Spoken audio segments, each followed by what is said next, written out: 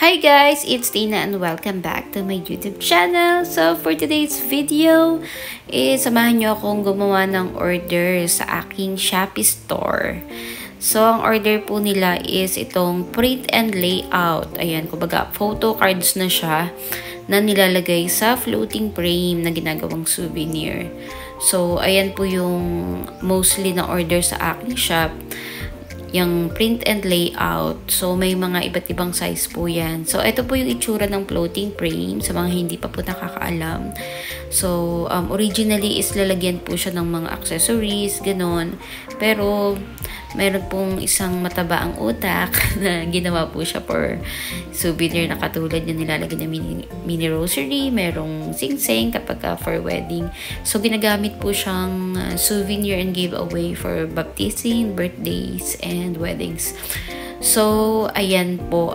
Sizes po niya is merong 7x7 cm, may 9x9, may 11x11, and may mas malaki pa yata. So, ito po yung pinaka number 1 item sa aking Shopee store. Ayan, so ang sold niya is almost nasa 200 na.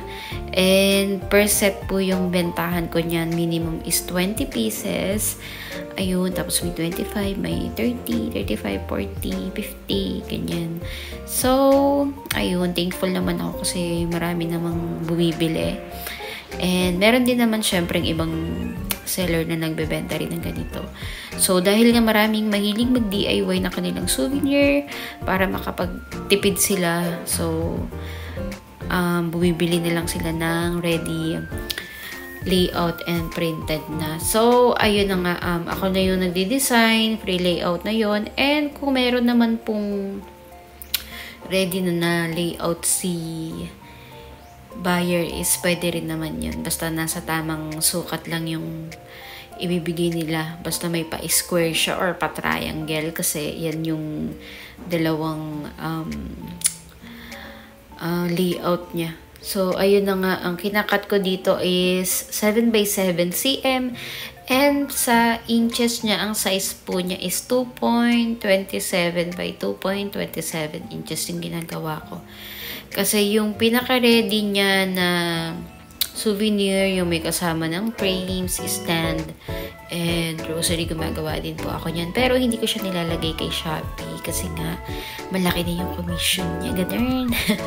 So, yung mga ganitong cards lang yung nilalagay ko.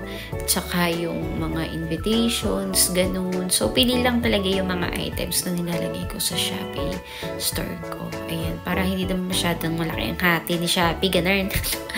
So, ayan, ilang design yung rinakat ko dito. And sa mga gusto naman mag-try na magganito, is pwede naman kasi diba, everything sa ating business na printing is gagawin natin lahat yan.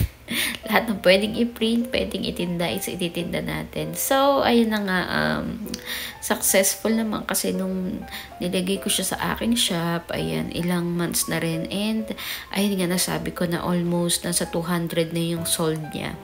And, pinaka-best selling siya sa aking Star Ganarn. So, ayun nga, ayan po yung kinakat ko. Lahat po siya is 7x7. Ito is 60 pieces yung order niyan. Ayan, tapos merong 30, may 50. Ayan siya. So, ang gamit ko po dito na materials is 230 GSM na glossy photo paper. Ayan po. And, ayun nga, as you can see, yung printer na ginamit ko po dyan is L8050 na Epson. Tapos, ginagamitan ko po siya ng pigment ink. So, mostly sa ginagawa ko naman lahat na items ko sa aking printing shop is pigment ink po yung ginagamit ko para maganda po yung quality ng ating print. And sa presyo ng bawat isa, itong 7x7 cm, binibenta ko siya ng 5 pesos each. Ayan, depende sa dami. Syempre, mas madaming binibili, mas bumababa yung presyo. Kumbaga naglala siya ng 50 cents, ganun.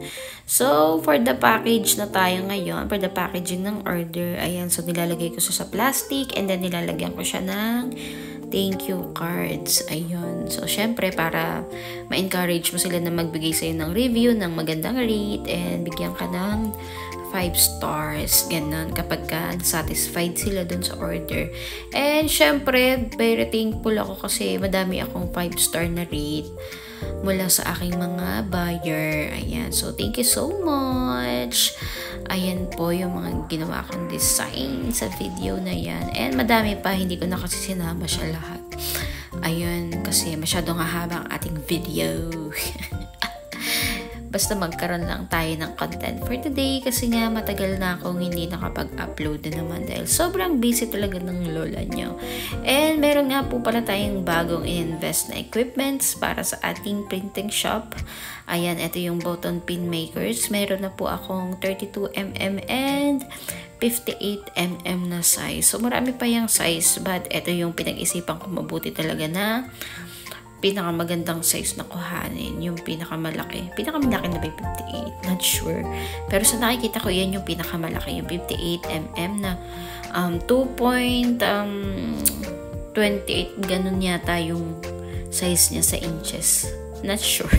Basta ganun, nasa 2 point something. So, ito po yung pinaka-outcome niya kapag ka nakagawa na. So, syempre, nag-try ang lola nyo, diba? Ayan, ang cute. Tapos, ayun yung 32mm. And, ito pa yung isa yung naka-box. Bumili din na po ako ng rim cutter. Ayan. Kasi, bala ko rin gumawa na ng mga notepads. Ayan. Kasi, nagbebenta rin naman ako ng tracing pads, diba? But, never ko pa siyang na-use. Kasi, walang space dito sa kwarto. And, hindi ko pa siya natatry na gamitin nga dahil hindi pa ako nakakapag-print ng mga designs para sa aking notepads. But, coming soon na yan. So, unti-unti lang mga siswang. But, syempre, sobrang happy ko kasi meron ako mga equipments na. And, unti-unti dumadami na po yung mga gamit natin. At talaga nga namang sumisikip na sa aming kwarto. Ayan, kasi sa kwarto ako gumagawa. Para kapag napagod, hihiga lang. Nandun lang din, ganun. So, ito nga pala is wax catcher.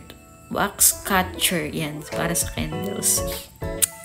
Tapos, thank you card. Ayan, sariling layout yun ng buyer. Bala siya. Tapos, ayan, kasama din sa order niya. Ayun. So, sana nag-enjoy kayo, di ba? And ito pa pala isa kasi bumili na rin ako ng laminating machine. Ayan. So, malaking tulong din to kasi nagbebenta na rin ako ng mga laminated products like flashcard na laminated, ganun. Ano pa ba? Basta, ayun, sa lahat ng mga laminated, ganyan. Ayan. Tapos, ayan po yung mga free na niya kasama ng unit nitong laminator machine. Ayan, meron na siyang puncher, may corner cutter, may ring binder, mga 4 pieces, and cutter or trimmer. So, ayun na nga, ang dami ko nang nasabi, napakadaldal ko na gano'n. So, ayun, maraming salamat po ulit sa lahat ng nanonood ng aking videos. Ayan, sa mga sumusuporta. And kapag may mga question po kayo, lagi ko po yung sinasabi. Huwag mahihiyang mag-comment dyan, down below. Ayan, and sasagutin ko po yan isa't isa. Hindi man agad-agad, pero sasagutin ko yan. Ayan, thank you so much for watching!